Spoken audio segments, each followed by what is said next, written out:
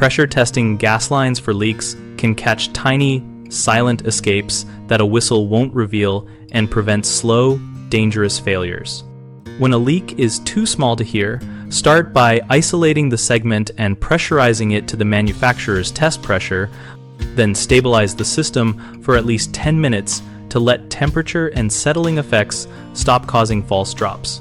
Use a calibrated pressure gauge with a resolution of at least 1/100th of a pound per square inch and record readings at fixed intervals so you can detect tiny declines.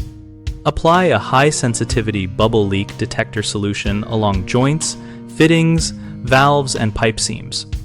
Work methodically from the highest risk points outward, and watch for slow-moving or still bubbles, not just frothing, because microleaks often form single persistent beads that grow imperceptibly.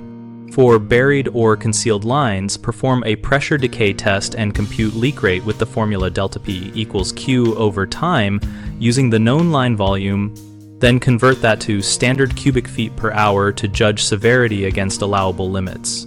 Account for temperature-induced pressure changes by measuring ambient and line temperatures and correcting readings. Use a manometer or electronic data logger to record pressure every minute for an hour when you suspect a very small leak. Automated trend detection will reveal tiny systematic declines that a human might miss.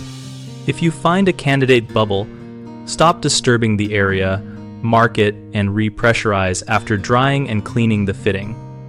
Oil, dirt, or solvent can hide small leaks or create transient bubbles. For threaded connections, perform a torque-to-spec retighten using a calibrated torque wrench, and then retest. Never over-torque, as that can crack fittings and create new microleaks. When working with low-pressure propane or natural gas, eliminate all ignition sources, ventilate the space, and use intrinsically safe tools and lighting. For outdoors or poorly ventilated spaces, use a combustible gas detector with sensitivity to parts per million as a confirmatory step after bubble testing.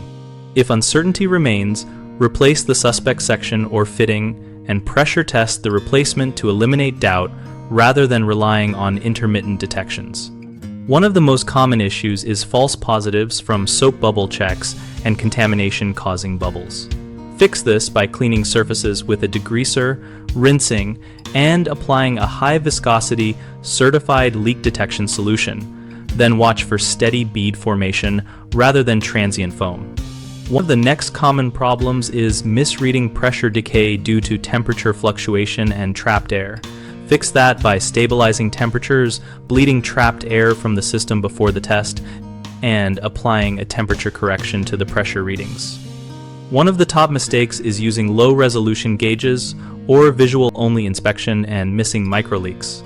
Fix it by using calibrated gauges with fine resolution, data logging for long-duration trend analysis, and combining bubble testing with gas-specific detectors for confirmation.